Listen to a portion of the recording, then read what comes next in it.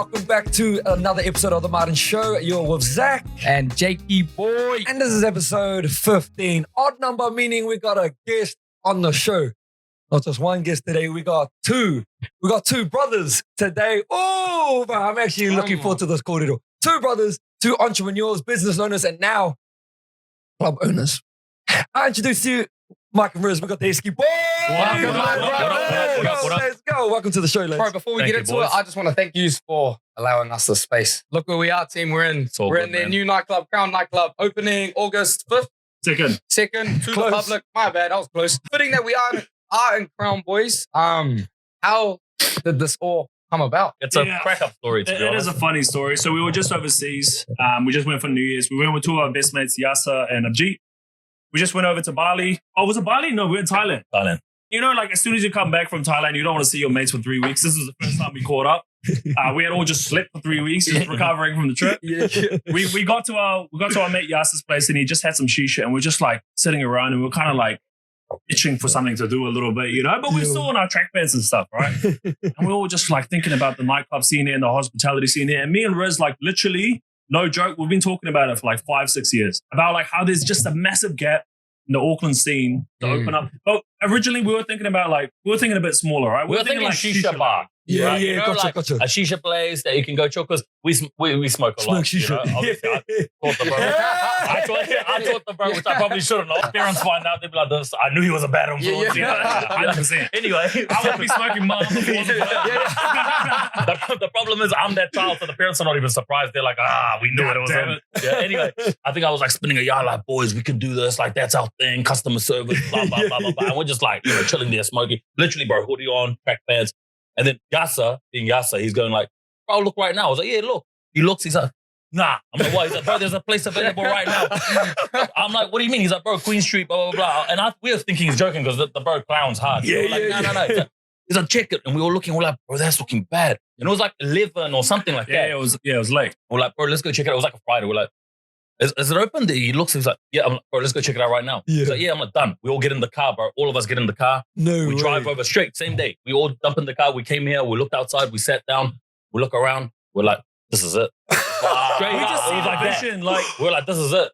I think where a lot of people see like things that can't happen, we see things that can happen. And as soon as we walked in, we're like, wow, there's such a good outdoor space. The indoor space is so clean. And then there was like, so when we actually bought the place, or when we came and saw the place, it was actually half of what Crown indoor size is. Yeah. There was an empty building to the left of it, and then there was a wall in the middle. So we took over and bought the place that was on the left. By, he means buy the business. Buy the business, not the building. We're not down there. Gotcha. Buy this big building like this. But we bought the business. So we bought the business, and then we could take over the lease as well. And then when we found out that we could take over the lease as well, it was just like, this is it. Like the indoor-outdoor flow is just, and the vision literally came to life 100% how we imagined it, which is like amazing. You know, like usually it doesn't happen. And I'm telling, like, when we're saying like done, the very next day we made an offer. It wasn't like, oh, we waited, we thought about it. Like, should we do this? Should we not do this? We're just like, let's make the offer. We made it conditional. We made it conditional to one thing. We're like, if we can get the bar license for the whole place under our names, we'll get it, right? So we made the deposit. It took a little while to get the bar license because this is another little bit about like how naive we were. Not naive, but just we didn't have experience in the thing. We thought the bar license was the only thing that was going to be hard about opening this club. And it's like we got the bar license before we even bought the place. And then we still waited a year before we can open. We got our bar license. We haven't sold one drink and we got to renew it. The lady, I'm like, yo, we got to renew our license. She's like, nah. I'm like, yeah, we haven't sold a beer yet. No. She's like, what? I was like, yo, we haven't even started the place. Like, Gee, that rolls in. Like, I was just about to ask, what has been some of the hardest things about it? I think consent for the inside was probably the hardest part.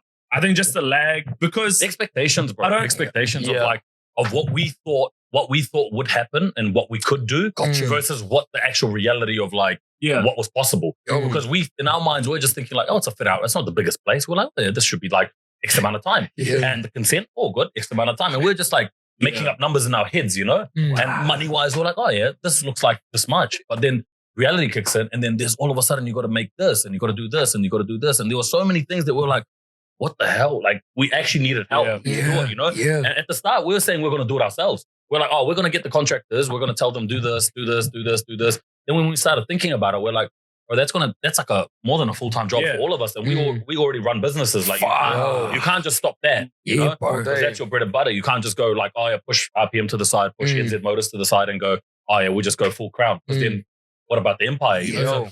So as soon as we started realizing how hard it was, we're like, okay, already it changed. It went from us doing it to like, we got to get like a project management company to do it. And then already the price went from like what we thought it was here to like triple. You know? So learning on the job, as you guys have gone on.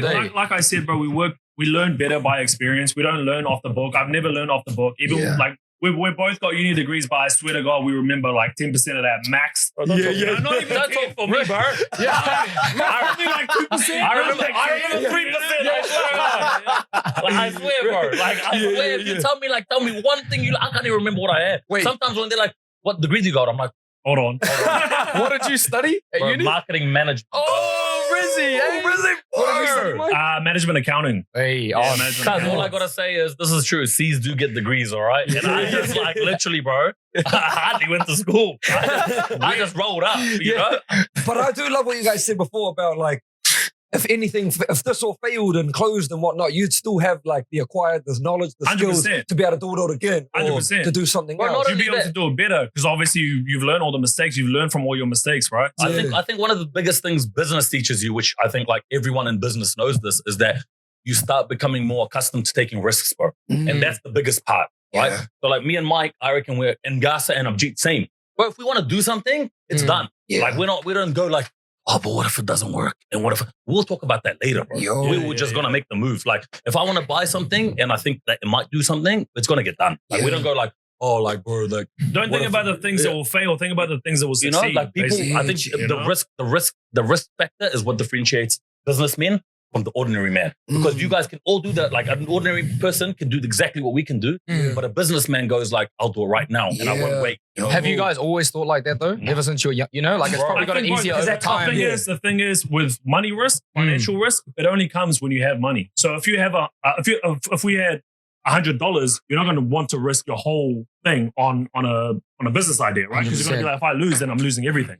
But at the same time, if there was a massive upside, we might do it. We might do it. Yeah. Like if we really, really believe it and we have like a real strong feeling, because again, like you said, we've acquired all this knowledge now. Like after 7 years, if we say risk everything on this one decision, but we really think it's going to work, we'll probably do it. Because if worst case, what's going to happen? We have a really good support system. I have a really good family. I have really good friends, that.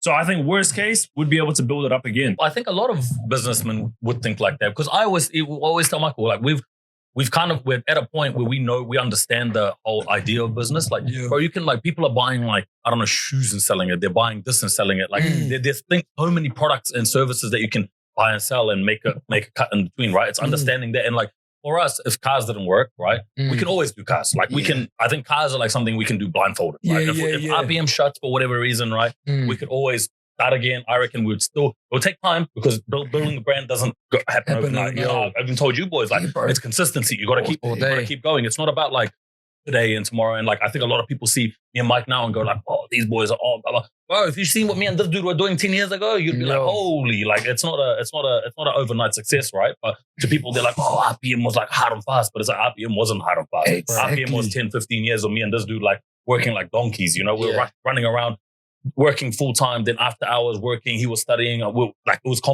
hours and hours, like hours and hours. But people just see it like, oh, how fast it happened.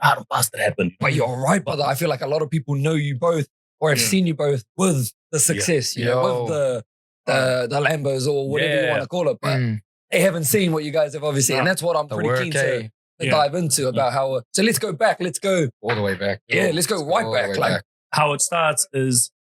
Number one, he got an $800 loan from my dad when he came back from overseas.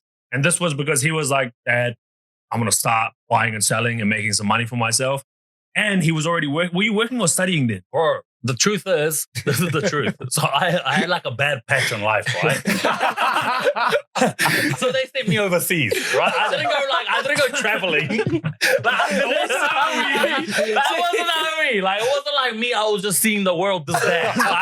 It was like my dad was like, son, I'm gonna send your ass back. Like, I've had enough of you. You know? They're like, you gotta go back. And I was like, where? They're like, going Kurdistan. So I went back home, What's right? this, like 2012, 13, 12? Yeah, it was 12. a long time ago, right? So where's home? Where's home? North of Iraq, right? It's a region called Kurdistan. We're Kurdish people. We don't have a country. We're like an ethnicity, right? We're mixed in 4 parts. So we got Syria, Turkey, Iran, and Iran. Wow. Yeah. So it's and nobody from New Zealand knows where we're from. So every time we say it, we have to kind of like mix in a bit of Iraq, otherwise nobody understands. So we just say north of Iraq. It's a region, right? It's a people. We're not like a. We have our own government. We have our own language. We don't have a culture. But we don't actually have a country. We've got our own flag and everything, but we don't have a country. So we were refugees here, right? So we came here as refugees ages ago, like 1999. We came from Pakistan, which is where we were. Like, I was actually born in Pakistan, so was Michael. And then my parents ran from Kurdistan to Iran, Pakistan, and we were born there. And then we were refugees there. And then from there, we got sponsored here and we became refugees here, right? I'll go back to where we were.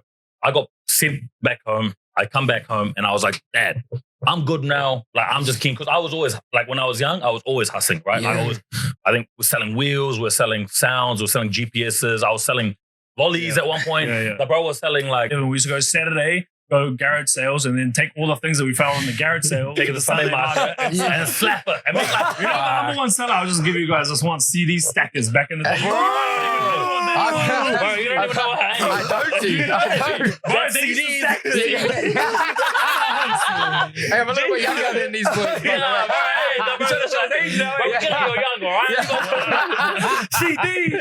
We didn't realize we had learned so much from that kind of stuff. You actually do, bro. Like, all of that kind of hustling. Bro, I used to remember, like, and my friends can quote me on this. I used to, on the way to school, I'd go to the dairy, I'd buy lollies. You know those lolly packs, bro? I'd buy those lollies, those dollar lolly packs. I'll go to school and I'll flip them. And then buy a couple of pies. Big pies, eh? Bro, those pies used to be creamy. I used to like, you know, working for it, bro. It was like a hustle, you know?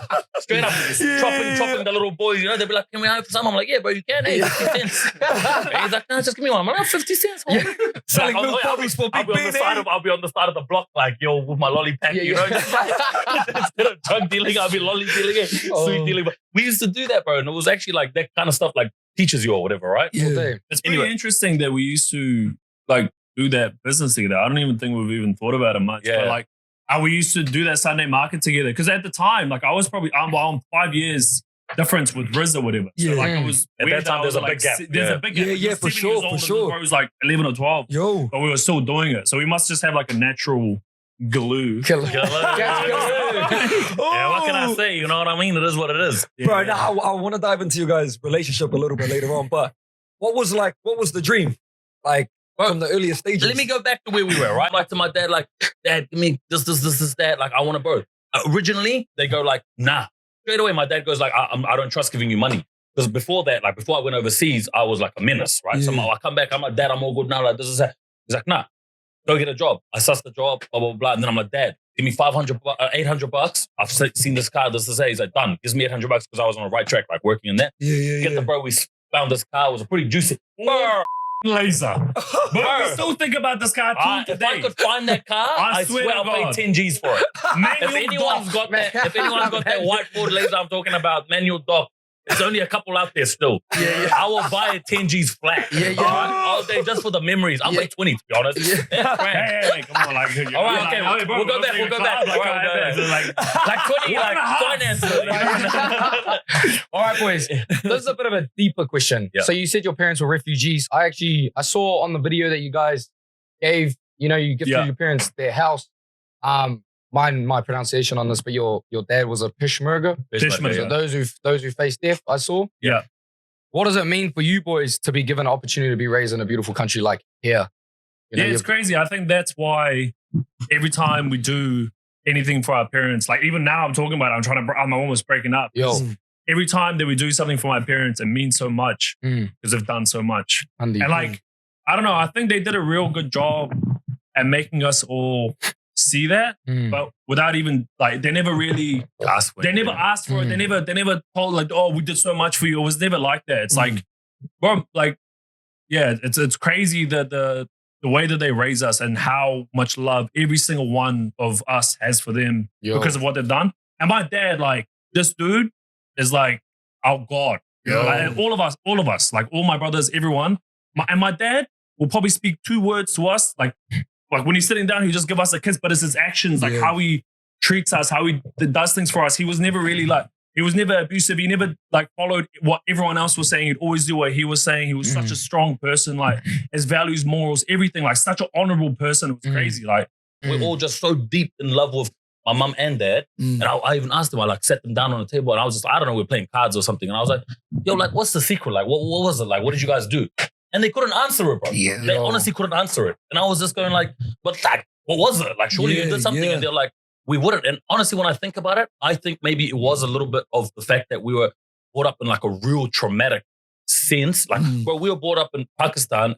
We were refugees there, so we weren't even people from there, but we felt safe. We were never really wanting, for anything. And like how? Like my parents had nothing to give. We were never wanting for anything. Like they would provide for us however means necessary. And like he's saying, I think it's a false narrative to say that we had a hard childhood because we don't remember shit. In terms of hardness, we were just playing around in our tents or whatever it is, but we don't think that was hard. We were just playing around. And I'm older than him too, so like for him to not feel like that and for me to be like, oh nah, bro, you don't remember, I'd be lying, right? So I literally remember a little bit of stuff, right? Not all of it, but I'm like, I don't remember it ever being like to a point where I'm like, oh, like, man, like, and sit here and go like, oh, bro, like I had a really bad childhood. Because actually, forever I've always felt love. Right? With my family, it's been really good. Always felt safe. I've never felt like I've needed more. Right? There's been times like I think about like, actually the most I've ever felt like I've needed more has been when I've come to New Zealand.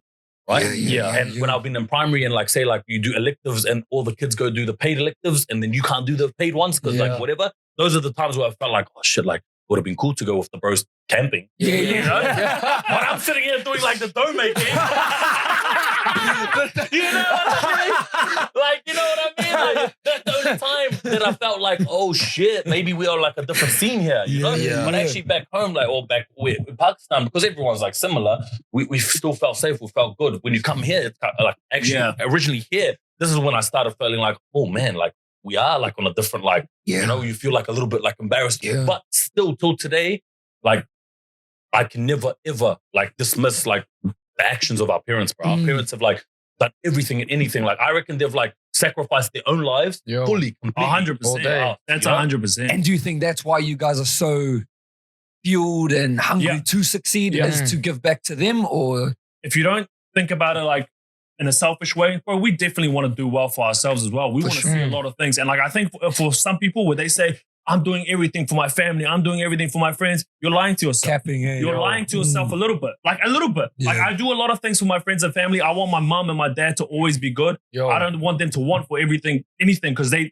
didn't need to want for anything, you know? And in New Zealand, I want them to have the best life possible. I want them to have the nice house. I want them to have the nice car. I want them to be able to travel whatever they can travel. And I don't want them to ever think about money, right?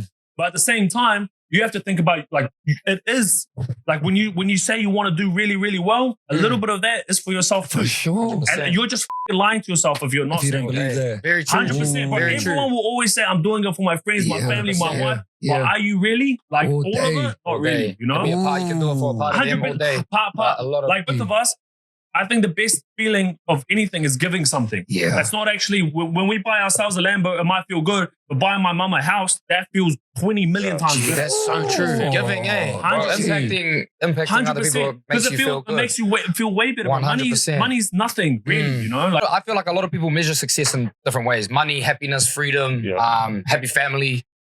You guys, I feel like if from my perspective, I look at you like successful men, right? What does it mean for you guys to be successful within? Is it having the Lambo? Is it having the businesses? Is it having a family? Bro, the Lambo for us, you know what it was for me and Mike? It was a landmark. When we get to this point, we're going to treat ourselves. Because me and him, bro, you'll never find us like sitting down going like, that was mean, bro. Like, we had a good year. Honestly, bro, if the most will say is like, shop, bro.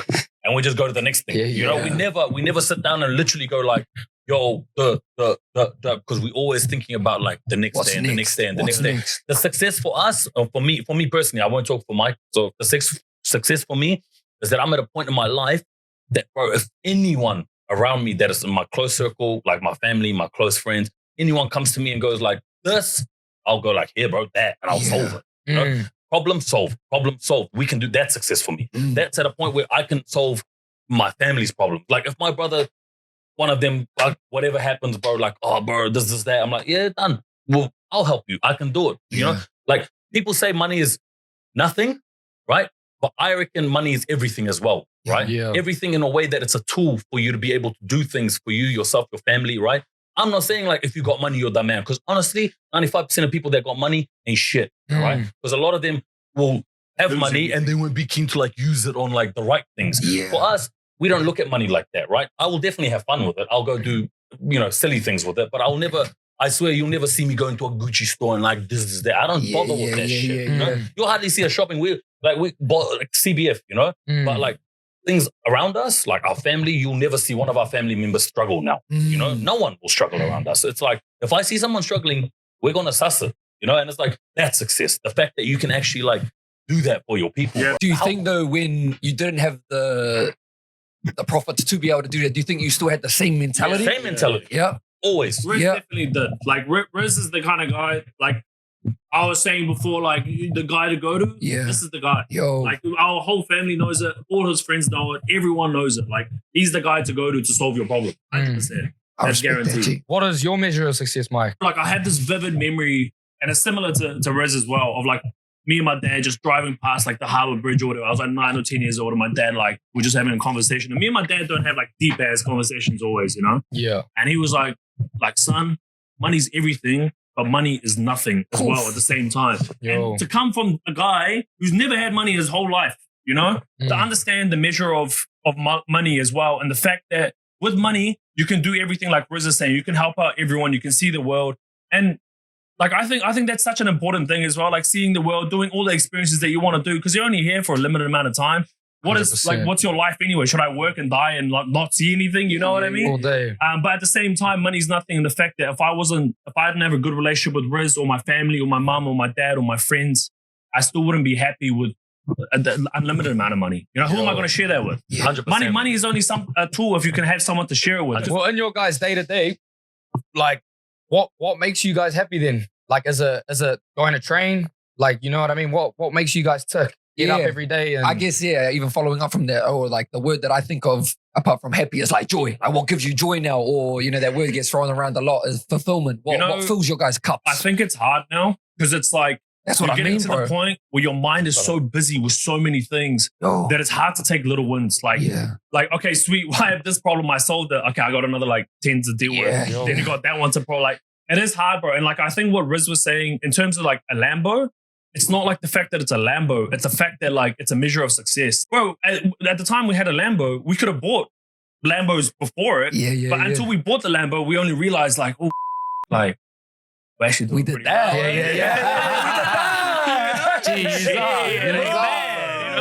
Even like I was saying as well, experiences of people, like friends, family, taking them places. Like we took my parents to Dubai. Like my whole family, we went and did a trip to Dubai, and like just being able to spoil them and like do these random things with them, like that felt real good to me. Like I said before, I think giving to other people makes me feel good. Yeah, 100%. Has it been what you expected? The success, everything, has it been what you expected it? I don't think we've like, I think a lot of people, like I'll thingy that question, what you're asking is like, I think a lot of people go like, has it like changed your perspective or changed things for you or changed like the way you think? I swear, like, I think it's made small changes. I think the main change it's made for me, again, I don't want to speak for Mike, is that it's given me confidence. But in terms of my mentality, it's always remained the same, right? Like my mentality is still the same. I always say this to Jay, I'm still the same, like ghetto kid that I was when I was younger. I'm still the same. Like I just can't change that out of me. But like, I'm just a more confident guy that I feel like it's given me the confidence of like, feeling successful. I can walk around with like my chest high. When we started RPM, we were going like me and him were always talking about it. We remember like vividly like talking about it, going like, we're going to make this the biggest performance car dealership in New Zealand. Bro, I think we reached it. It was just like one day we're sitting, I was like, bro, I think we're actually there now. Like, I'm looking around, I'm like, bro, I don't think there's anyone else. I'm like, we are there. But like, I think the whole like, like, is success what you think? I think it's honestly like, I think there's, for successful people or people that are like on the grind, you kind of get caught up in that grind, bro. And it's like, and it's all every day you wake up. Like I wake up every day going like, what's next? What's next? What's next? Mm. And the thing that drives us is that pressure, bro. Like when I have no pressure or when I'm not working or if there's nothing to do, I feel worse. You know, I feel useless, bro. For people like us, it's the feeling of being like, firstly, having a purpose, and secondly, like going forward or going up, you know, not going backwards or staying stagnant. You know? I think that's a big thing for us, eh? 100%. Oh, with the journey, what are some of like the key lessons? And when I say lessons, I mean like the harsh truths or the harsh realities from business, can be outside of business, that people don't really speak about, some things that you've learned. When we first started getting into business, it wasn't a matter of like, oh, Riz, like, should we go do this? It was like, bro, we have to go do that. Like, we got to go buy this thing. Me and this guy, we didn't even think about it for like 3 years, but we were working 7 days until like 12-hour days. No problem. No problem, because you don't think about it. But like, if you really want something, if you really desire like success, like how we did, and it's not even like I'm at work. It's like bro, you have to go do that. So it was never like, and bro, at the start, like even we had partners at the start of our thing, and they were always saying like, what are you doing or whatever. It wasn't even a choice. It was kind of like, bro, I have to go do that because I have to go pick up this car. Bro, he would call me like 2 a.m. I'll be like sleeping. He'll call me. I'm like, what up? He's like, bro, this is mean ride here. I'm like, yeah, come pick me up. And I'm like getting up like 2 a.m. bro. You know, Mrs. going like, where you going? I'm like, a long story. I gotta go. And I'm like, not even like, like it's like there's no choice, you know. But even I think about that, bro. If we counted our hours at the start, well, that's a loss. Like we were not making money because we were putting so much time in. Like it was literally 12-hour shifts most days, right? And 7 days. Like so, I think we got to a point. It was like cute as shit. But this is like something people don't realize is that like it got to a point where we were going like, okay, every second Sunday, one of us has a day off. That was how it was every second Sunday. So we worked that many days. That was like after how many years of 7 days? Good, and it was good. We got a day off. You know? Go out on Saturday.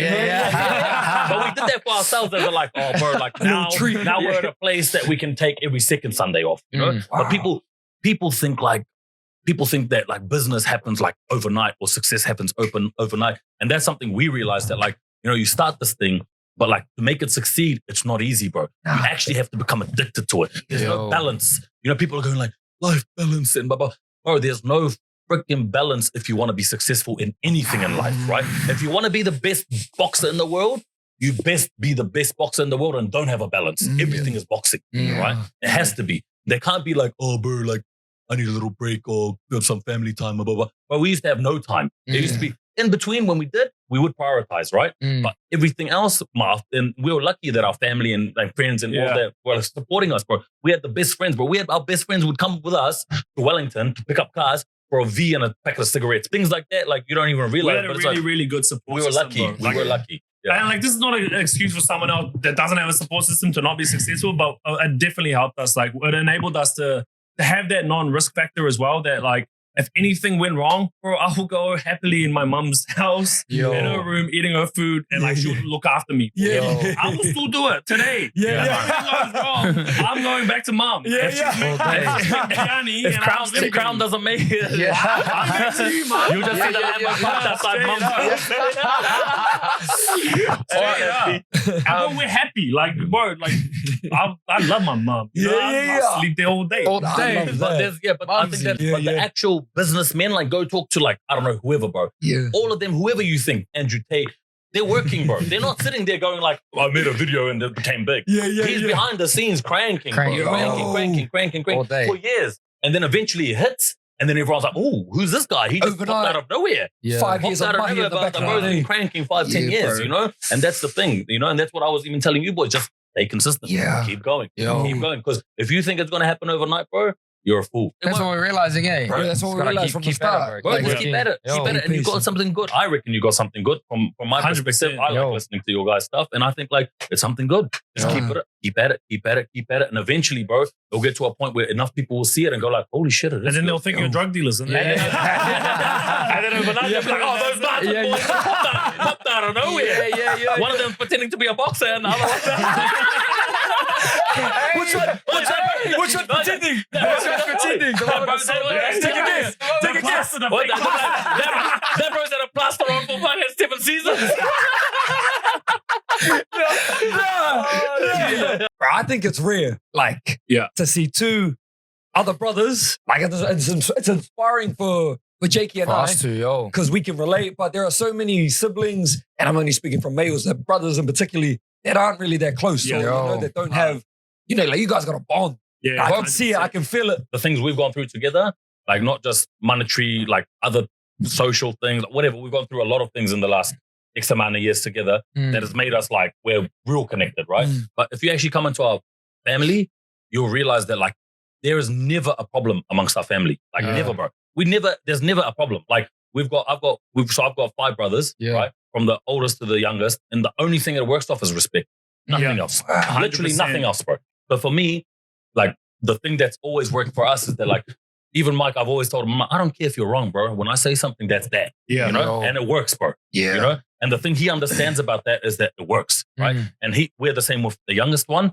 I'm like, when Mike says something to him, if he doesn't listen to Mike, I'm like, wait, it's simple as that. It is. Unlucky. We always say, unlucky, brother. You're the youngest one. It is what it is. Wow. The oldest ones, like if they say something, bro, me to my oldest one, he's 1 year older than me, right? Not like a massive year. I still call him Kak, which means like older brother. Which means like older bro. I don't call him like Insta like Kara. I go like Kak, which means like my older bro. You know? If he says like sit, I'll sit. If he says jump, I'll jump. Not because I'm scared. Not because he's bigger. Not because he's taller. Not because he's whatever. But it's just because of respect, bro. It comes from the older brother. Because the thing is, if he was a dickhead to me, I'd never be close to him. Yeah. You know, and even younger brothers as well, like you know as well, it's like if he was not respectful to you, you would snap. You'd be like, you, I don't do that shit for you. You know what I mean? 100%. But like Riz is saying, it's full respect. And like we've talked about it before as well. And I think Zach is way more like me and Jake is way more like you. Like it doesn't matter if you're my personality, like Zach's personality or Jake or Riz's personality, it's the respect thing that kind of matters. 100%. And that's 100% true. Like,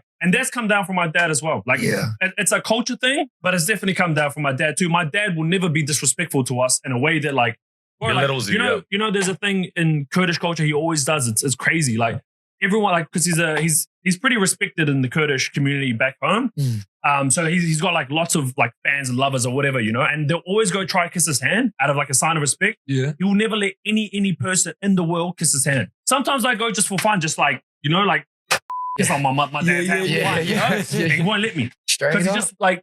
He has that level of respect. No matter who you are, you're always respected. Like you always have a level of respect that you have to give to everyone. And I think that that's a big thing that me and him understand. Even with Crown, even with RPM, even with anyone that we ever meet, even if you're a janitor, if you're homeless, if you're anything, there's a level of respect you have to give to a human. And 100%. I think for us as brothers, like, yes, what he's saying is right. Because like, I have never really like pushed him to a boundary where he can upright and go like, just as that. And if he does, that's when I'll lose it. I'll be like, hey, I've always respected you, boy. So when I've been respectful to you, don't be disrespectful to me. Describe your relationship in one word. I want you to say it at the same time. You got to win. Have a think. Yeah. Well, ready. On the count of 3. I think I know what Mike's going to say. Hold on. On the count of 3. 3, 2, 1. Respect. Oh, shit. That's easy. Yeah, there's nothing else. Yeah, it's 100% there. Gee, that was pretty gangster. There's nothing else. Yeah, that was pretty cool. Mike is a f***ing intellect, right? He's so smart. I've seen this kid. This is the problem, like, which I think a lot of people don't realize, and maybe he doesn't realize as well. I've seen this guy grow up from being a nervous kid that came to work with me, like, you know, came to like be with me, and like I was like, oh, bro, come, like, do car dealing with me, and then he came like to a point where he was like, you know, at uni, blah blah. He's 5 years. You guys got to remember that when we first started, the difference then is massive. Yeah. Now it's not that big, right? Back then, like when I was 22 or whatever, this kid was like 17. That's a big difference. I'm 22. Sure. I've seen things. He's like 17. You know? Young. But like when at that point, when I'd seen him growing, blah, blah, blah, you see him develop, bro. And now the way I've seen him develop, I'm like, holy f***, this like way above me. In terms of like the way he thinks, in terms of where he is, I'm like, holy shit, he's so capable. Now I've seen, when I see him, I'm like, he's a boss now, you know? And it's like a big difference thing, you know? And I'm like, but the relationship still remains the same. Bro, when it comes to certain areas, I don't even bother. I'm like, Mike, this is you, G. Straight up. I'm like, this is you. Like, there's no point. There's no point. I didn't even want to bother anymore. You know, I'm like, this you, like, do you? And then there's certain things I do. And I'm like, yeah, that's me. You know? But it's crazy to think that, like, even though the changes have been so much for him, right? Because like he's gone through like lots of like phases of like movement and like, I don't know, learned so many things, and to where he is, bro, now at a young age. I mean, fuck, he's a young boss, bro. Your brother just gave you some flowers. What's a strength or a compliment that you can give to there's nothing, eh? Bro, I reckon that. Well, I think the thing about me and Riz's relationship is that the reason why it works so well is that we're two different people. Like we're 100% completely different. We're polar opposites in terms of our strengths and weaknesses or whatever. Yo. He's the biggest people person you'll meet. Like he's the most likable guy in the room at all times, no matter what. You know what I mean? So I think that's his biggest thing. Like, and especially that's why it's so cool coming and opening up a nightclub, because we know where Riz is going to shine. Like as soon as we open those doors, it's going to be all Riz. Like that's where he's going to become into play. Like, and that's probably why he's feeling like maybe he feels that he's not like as valuable at this stage of the nightclub, as in like preparing, because I'm good at like that sort of side of like preparing everything, talking to suppliers, like all this shit. Yeah. But with when the doors open, it's going to be all this. Like, you know what I mean? Like, that's where he's going to shine. And I think that is what he is, bro. Like, even in our family, like, this guy's been the one that's been the most outgoing all the time. Even in his friends, like, he's the most outgoing all the time. Even when you go to a random bar, this guy's the loudest one. He's the one that makes friends with the waiter and the janitor at the same time. Like, you know what I mean? He's got a big heart, eh? Yeah, he's got a big heart. He's got a big he loves heart, bro. everyone. Yo. Like A bit of brothers age. Yeah. A bit of two away. They can't even tell us age. I would have been like, hey, Zach, any pastas? Like, any pastas? Bro, he doesn't even box, bro. Look at him. He doesn't even box. All right, brothers. We're pretty far in. Let's move forward to the future. Yeah. I'll ask you both individually. Yeah. Or as the Esky Boys together. Yeah. What's the future? What do you guys see in the next 5 years? It's so hard, bro, because every time I get asked this question, I say something, and then in 4 or 5 years' time, it's completely different. Yeah. But right now, we're real focused on Crown. Yeah. We're hoping that once we get into a routine, that we'll go back and make RPM's efficiency top level as well. Because, bro, RPM is everything to us. Like, that's the thing that made us. That's the thing that's like, right now is funding all of this as well. You know what I mean? It's like with the Yasser and Abjit as well. Yeah. But yeah, so I think we're going to do this, make this as successful as we can, Yeah. and then expand. It's always expand. It's always get bigger. It's always do something else. It's always make it better. We were thinking like, do this one, do Queenstown, do overseas. Like, we've already been thinking about that. You know we what I haven't mean? even started this. We haven't even So we're thinking, bro, if this pranks, like, man, we could do like Queenstown. Because the cool thing about this business, bro, is that it is transferable overseas. It's transferable into different cities. It's not that complicated. With cars, it's a little bit more complicated. There's more cars. There's like different type. Like if I go overseas, it's a completely different market. Whereas with overseas, with this, it's not really a different Not only that, I think it's like with cars, bro, you got to find the car to sell. Yeah. Whereas here, you just order the drinks and sell it, right? It's like a lot easier to duplicate, right? Mike's idea is always, we want to be billionaires, not millionaires. And he always says, and this is a good quote, he goes like, if they can do it, why can't we, you know?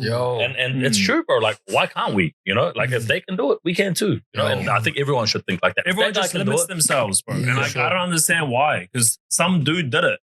Some random dude did it. Yeah. Why can't we? You know? A lot of New Zealand culture, eh? That's exactly what it is. It's that limitation that you've set on yourself. For sure. That you can't become a billionaire. But we're from New Zealand. We're only from New Zealand. We're only from New Zealand. Izzy freaking went and became world champion in America. You know? Oh, but we're only from New Zealand. Like, bro, it doesn't matter where you're from. You can still do it, you know? Have you guys ever felt, you know, the tall poppy syndrome? Have you guys ever, even like, I may ask this, even from like your peers or people around you, have you ever felt that? 100%. Because that's sometimes I feel like the way is sometimes it's the closest people around you that are actually 100%.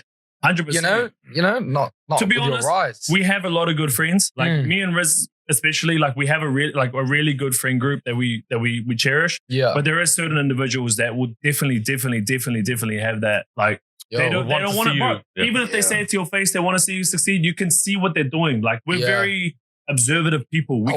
I see everything. Like in terms of like how someone is to me and how they are to someone else, I'll see it 100%. You know? So like there's definitely a lot of that in NZ. The friend that's nice to me, bro, and then like a dickhead to someone else, I don't like. Bro. Yeah. You're only nice to me because I got money, bitch. Like, that ain't. You ain't nice to me because I'm nothing. You know. But when I was nothing, you weren't nice to me, boy. You know. Don't be nice to me now. You know. Don't be like this, that, like trying to get close to me. But it's like go close to that guy there too. He's a nice guy. He's one of my friends. Same thing. Why are you being nice to me? What's your intention? What's your intention? So like we always think about that. We're not saying that I'm not going to be nice to him because of it, but it's like you have to always be wary of that kind of stuff. And the closest, you're right, the closest people sometimes around you are like that. You know, doesn't mean you don't be friends with them, but it just means that you have to know where you categorize. Be aware. You have to be aware. I've said that from day dot as well. There's there's certain expectations I have from Riz, my best mate, and then there's certain expectations I have from some random dude I knew from school. That's no problem. But I just know that I can never trust you with anything. You like, and that's it.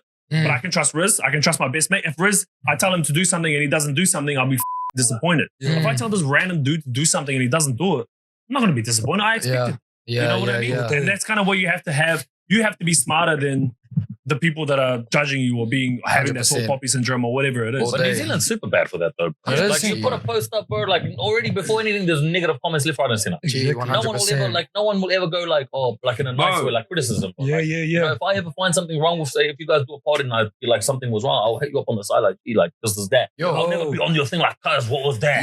Honest criticism, mate. What are you doing, cuz? This is you trying to like be a dick. If you really want to say something like on the side, like, cuz, next time, like, or like that, or maybe like that was wrong, like that. But people here, bro, like we get it. we especially used to get it hard, you know, like on the RPM bus, bro. People used to just like, look at these guys, this, and then we became the biggest. And still, today, bro, there's people that hate on our post on RPM, but they still follow. And I'm like, just follow. Just leave. At the end of the day, they're still watching. Hey, there's that quote, love me or hate me, you're gonna watch me. I love it. Surely just unfollow. I got this one because you got the father love, the family love, the success from RPM, from Crown coming up as well. What do you guys think you need to work on for yourselves? Could be together. What do you think you're lacking? Hey, don't look at me. Hey, say it with your chest, G. God, I got my, I've got a bit of a temper management. I gotta go to anger management class. Well, what people don't understand with Riz is that this dude is one of the most passionate and loving people that you'll ever meet.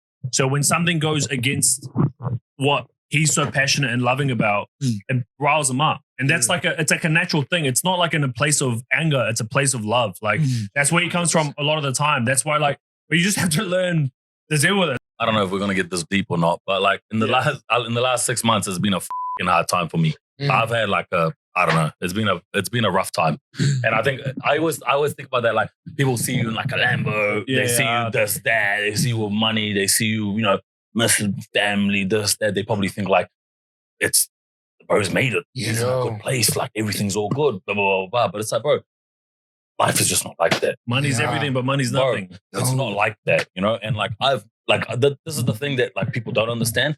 Bro, I was like this when I was nothing and broke, and like the ones closest to me are not surprised. None of the ones closest to me, like my bros and my brothers, they're not going like, where the did this come from? Because that's just always been me. I've just always been like pure passion, bro. Like if I always say like, if I'm 60 and someone says something wrong to me, I will slap them. I just have no patience, bro. Like I don't like disrespect, and I don't like feeling like belittled, and I don't like people like disrespecting my friends or family. But at the same time, I feel like I have definitely like in the last probably 6 months declined a little bit. Maybe because of whatever. Like it could be the stress of this. There's obviously been shit happening, or not obviously, but there's been some stuff happening in our family. There's been some other stuff that's been, and like Mike always says, like, or I always know is that like I have always been the guy that's like taken on like a lot of like people's stress. So I've always the guy like, I'll talk to you. But then I'm like, I got to a point where I was like, what about me? I'm like, I need to talk to someone. So they're keen to talk to me. And I got to that point, and then I started doing like some things like getting out of hand and blah, blah, blah. And I went down this like real bad rabbit hole. And in the last 6 months where I've been like, oh, I'm going to do this. And then I haven't been able to do it. Made me like feel weaker. And it's got to that point where you're like, holy shit, maybe I am human, Because like when you're younger, I feel like you always feel like a little bit more invincible. As you get a bit older, bro, you start realizing like, shit, maybe I ain't invincible. Maybe things are not as simple as it seems, bro. And like the bro's saying, like, no matter what you got in life, like, it's not everything. Like, you can have 10 Lambos, you can have this, you can have that, but if you don't feel fulfilled for some reason, I don't know what it is. And I can't even explain it. Like, the bro's going, what's wrong? I'm like, I don't even know. I guess this could be like a good thing for people that are maybe listening to know that it doesn't matter who it is.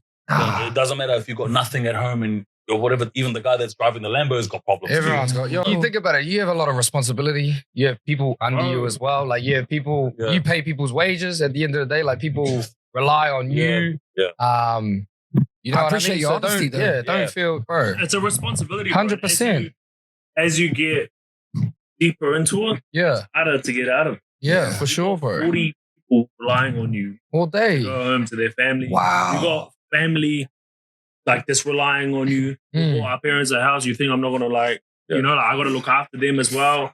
I got all these other stresses. Or this bro is like, bro, I'm saying like this dude takes 90% of my stresses because he's the older brother. Now I gotta respect him. I'm like, thank God. Yeah. Because end of the day, he's the guy that everyone goes to, not because they can't come to me, but because he's been that guy the whole time, you know? Yeah.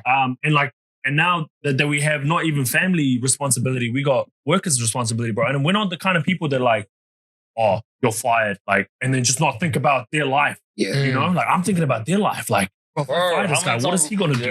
Yeah. We're You like know? therapists sometimes. I'll like literally like if someone's having a bad day, I'm like, yo, good? Come here, bro. And I'm like, bro, I'm signing them, talking to them. I'll become their therapist, you know? Yeah.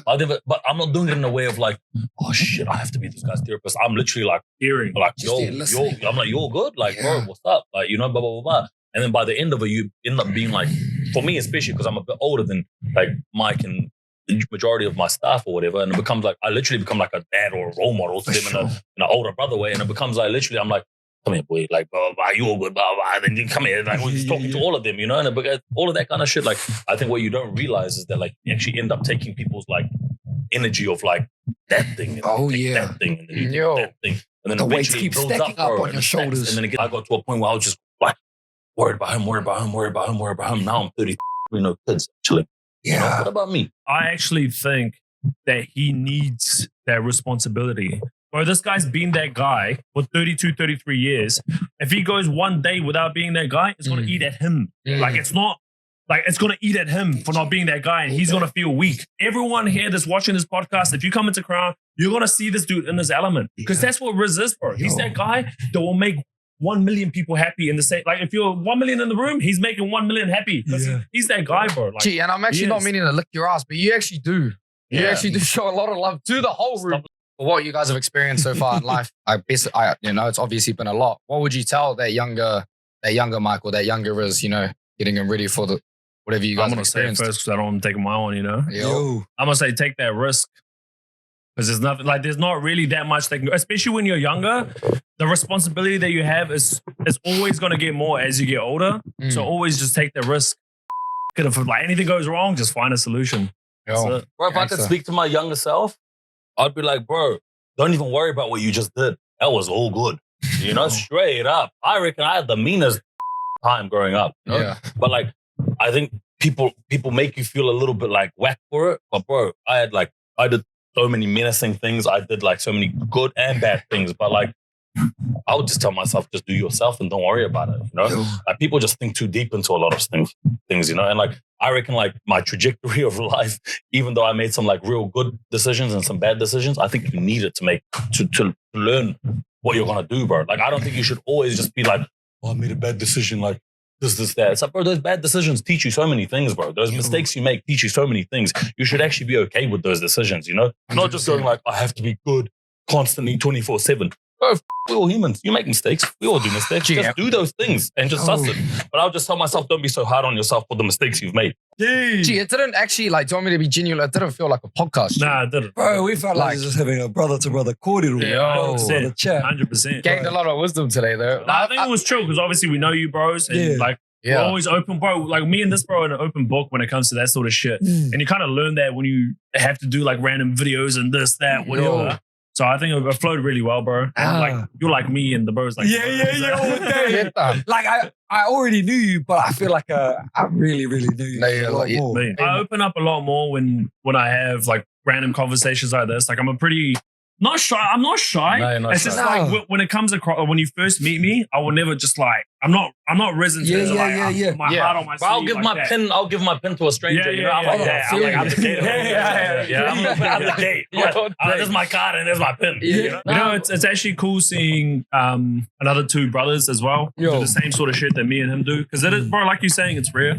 Like you don't see it. You like a lot of times people are not getting along with their family as much, and we never understand it. And I feel like you guys probably wouldn't understand it either. Yeah, people not get along. The person that's your blood is like, there's no doubt in my mind that he's gonna have my best interest at heart. 100%. There's no doubt that in his mind that I'm gonna have his best interest at heart. I've always said to Jakey as well, like because I've seen the way you personally treat him and the way you talk to him and the way you're always looking out for him. And I've told him multiple times that you've got yourself a good brother. Bro, it's awesome, G. Seeing two brothers go get it. Like, it's inspiring for me. Bro, you guys, thank you boys for coming on. Appreciate it. We'll further that connection whatever way we do.